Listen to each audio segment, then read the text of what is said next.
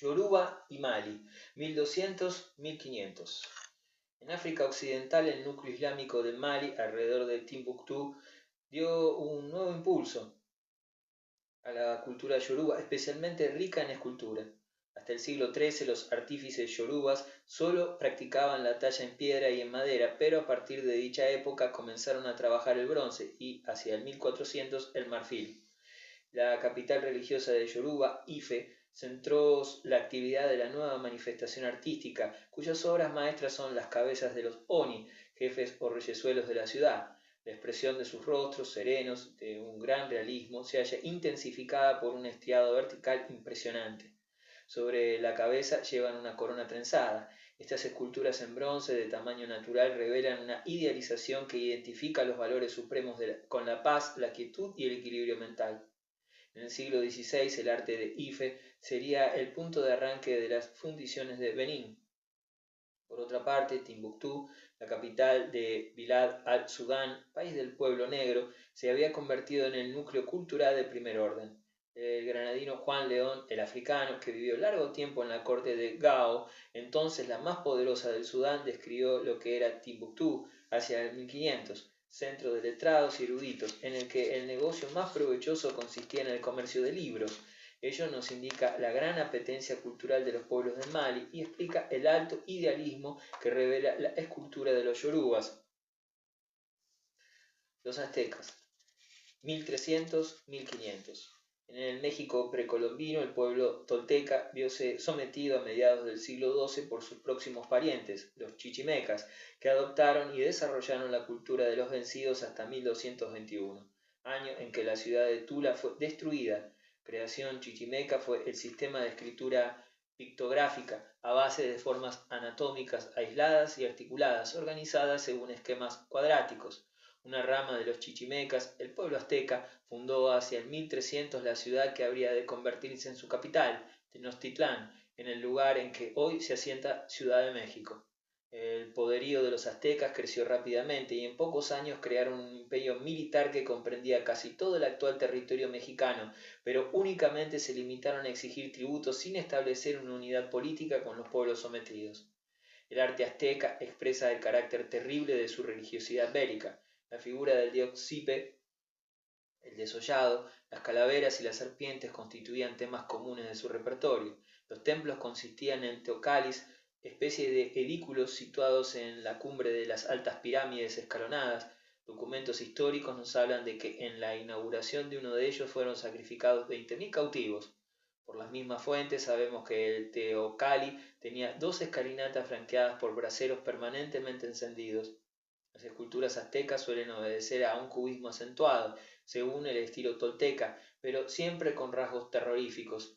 A veces muestran un insólito realismo, tales como las figuras denominadas del indio triste o el caballero águila.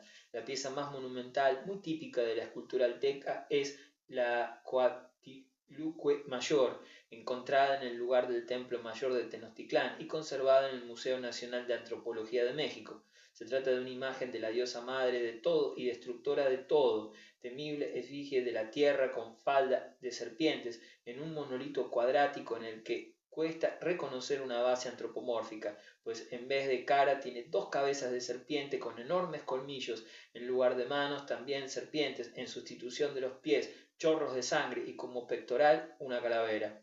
Tanto esta obra como el resto de las esculturas aztecas revelan la intervención de artífices toltecas, quienes, según se desprende de este hecho, eran los auténticos creadores del arte del pueblo que los dominaba, de modo semejante a como veíamos que ocurría con los sumerios respecto a los asirios. Se conservan libros miniados aztecas confeccionados a base de fibras de agave que se plegaban en forma de acordeón. El grafismo de sus ideogramas, dominado por el horror vacui, rellenaba todos los espacios. El mismo estilo se percibe en la artesanía puramente azteca de los mosaicos de plumas, como por ejemplo el escudo con el que el emperador Moctezuma obsequiara a Hernán Cortés y que éste regaló a Carlos V, conservado actualmente en Viena. Los aztecas se sirvieron también del mosaico para recubrir esculturas, máscaras, mangos de cuchillos rituales, etc., empleando para ello materiales como turquesa, jade, conchas, lignito negro y piritas. Chimu y Tahuantinsuyo, 1100-1572. Los aztecas no lograron formar realmente un gran estado. El primer imperio centralizado y organizado de América fue el de Tahuantinsuyo, más conocido por el nombre de Imperio Inca, que se extendía por parte de los actuales territorios de Perú, Bolivia, Ecuador, Chile y Argentina. Antes de que la tribu montañesa de los incas realizase su gran construcción política, la cultura heredera de los mochicas floreció en la zona litoral en territorio chimú. Su principal manifestación artística radicó en la elaboración de vasos cerámicos con formas de hombre o de animal, a menudo polícromas, de un sorprendente realismo en el modelado y de una fuerza expresiva que recuerda a la escultura egipcia. La mayoría de las construcciones monumentales incaicas se atribuyen al reinado de Pachacuti a mediados del siglo XV. Tal es el caso del Gran Templo del Sol de Cusco, el Coricancha, erigido para conmemorar las conquistas del dicho soberano. Se dice que Pachacuti reunió a todos los historiadores del país y estableció su gloriosa historia, que fue narrada pictóricamente en las salas del Templo del Sol. También sabemos que dicho templo revestía parte de sus paredes con láminas de oro y se ha insinuado que contenía un jardín con el césped, los árboles y los pájaros labrados también en dicho metal.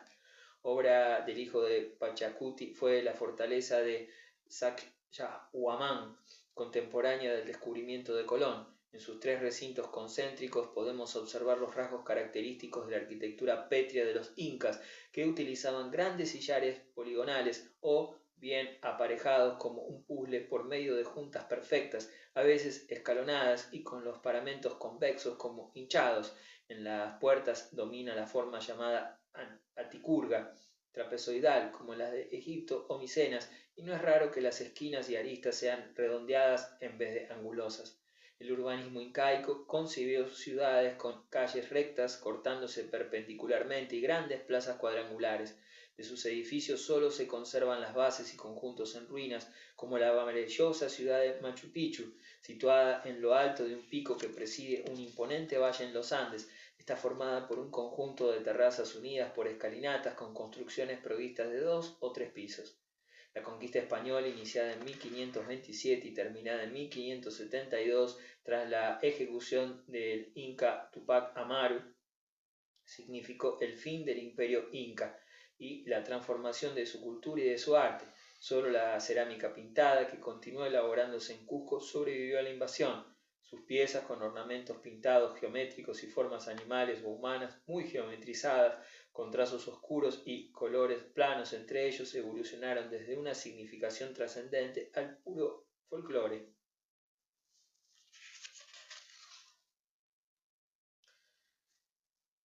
El orbe de la ciencia y el dinero. Renacimiento cuatrocientista, 1400-1500. El fenómeno renacentista constituye la primera revolución de las artes plásticas y de la cultura, cuyos creadores y creación deliberada conocemos con bastante exactitud gracias a la reivindicación del hombre individual y como consecuencia del hombre artista, consubstancial con este movimiento. En realidad, el Renacimiento nació de una vasta corriente de muy complejas causas que afectaba a los núcleos más dinámicos de Europa, pero en ningún sitio asumió la importancia que alcanzó en los Países Bajos y en la Toscana, donde la pujante economía de una burguesía emprendedora se veía favorecida por una relativa libertad política. El mérito de la Toscana consistió en haber acelerado el proceso de racionalización y a la vez el de la marcha hacia la realidad, así como el abandono desdeñoso de los misterios, los oropeles y la mentalidad reverencial. Posiblemente ello se produjo porque la fabulosa prosperidad de los grandes industriales florentinos les permitió mirar las cosas desde más distancia. A medida que acumulaban capitales, dejaron de interesarse por mercancías tangibles y por técnicas físicas de producción para entrar en el mundo abstracto de los números. La aparición del capitalismo significaba una toma de distancia respecto a los hechos concretos y, en consecuencia, el desarrollo de una necesaria capacidad de generalización. Se pasó así a manejar conceptos, ideas, en vez de cosas.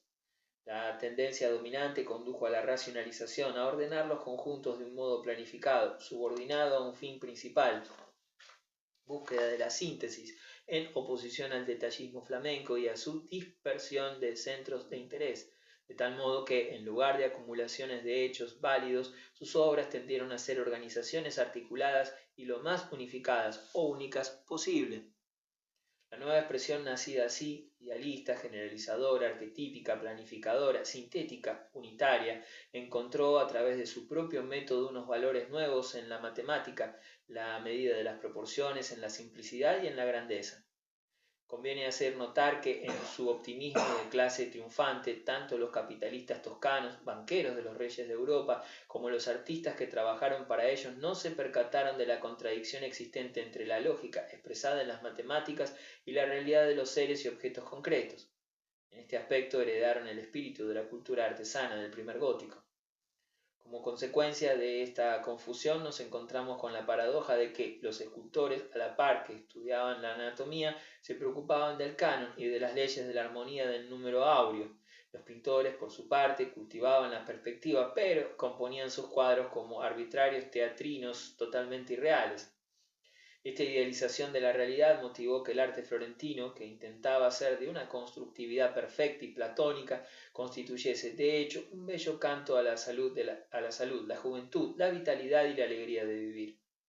Por otra parte, imaginando ser realista, se olvidó de lo feo, lo enfermo, lo viejo y lo triste.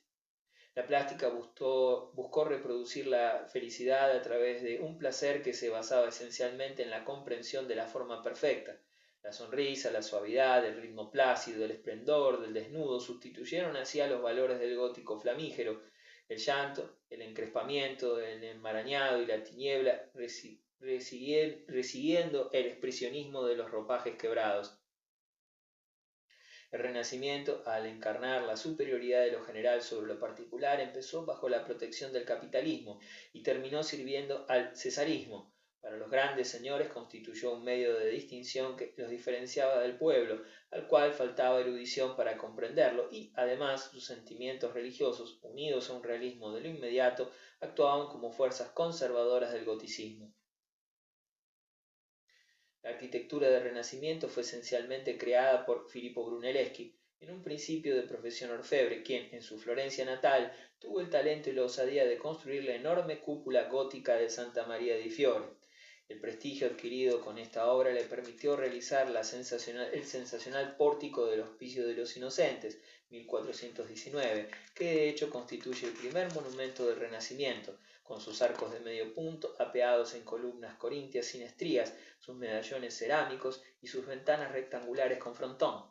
Brunelleschi se propuso evocar en esta obra el estilo clásico de Roma, pero en realidad se inspiró en el románico del Baptisterio o de San Miniato, las grandes iglesias que luego construyó como Santo Espíritu en 1435 o San Lorenzo recuerdan las formas paleocristianas de las basílicas columnarias con techo artesonado, aunque concebidas con una gran libertad. Una auténtica voluntad de estilo clásico no aparece en Brunelleschi hasta que en el proyecto de Santa Maria degli Angeli, 1434, obra no terminada, concibió una cúpula ya no ojival, sino maciza, contrarrestada por 8 nichos con pilastras y columnas de un canon macizo.